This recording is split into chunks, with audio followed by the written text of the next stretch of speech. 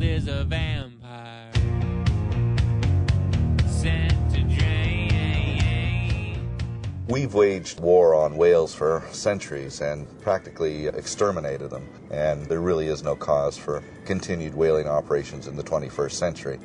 These are incredibly intelligent, socially complex creatures, and we've certainly evolved enough in our society to know that this is just something that is no longer acceptable. I founded the Sea Shepherd Conservation Society in 1977 in Vancouver. I was one of the co-founders of the Greenpeace Foundation, and I left Greenpeace because I really didn't want to protest. I really don't like protesting. It's too submissive. It's like, please, please, please don't save the whales. So, you know, we went in, if they're killing whales illegal, we're not going to beg them to stop. We're going to tell them to stop.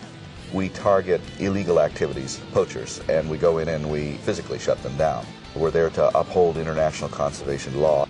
The 2008 season, we pursued the Japanese fleet for thousands of miles, and to shut them down, we did things like boarding them, and 2 of our crew were held hostage for 3 days on board one of the Japanese vessels. That certainly attracted a lot of international attention. The high seas battle over whaling has intensified. Japan is refusing to hand over 2 protesters who boarded a whaling ship. The crew of the Steve Irwin are men and women from all around the world, but what we're really looking for are people who really want to make a difference and who are willing to take the risks that are necessary.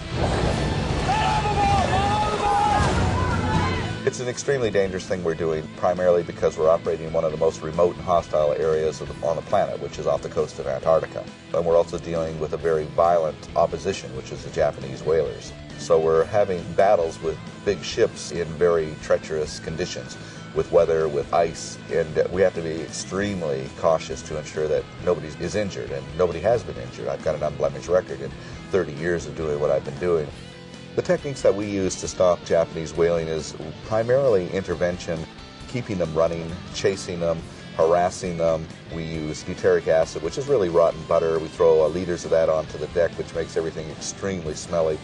We throw methylcellulose on their deck, which makes everything extremely slippery. So for the last 3 years, we've been able to cut their quotas in half and cost them hundreds of millions of dollars. Generally, we're just keep them on the run, and as long as they're running, they can't kill whales.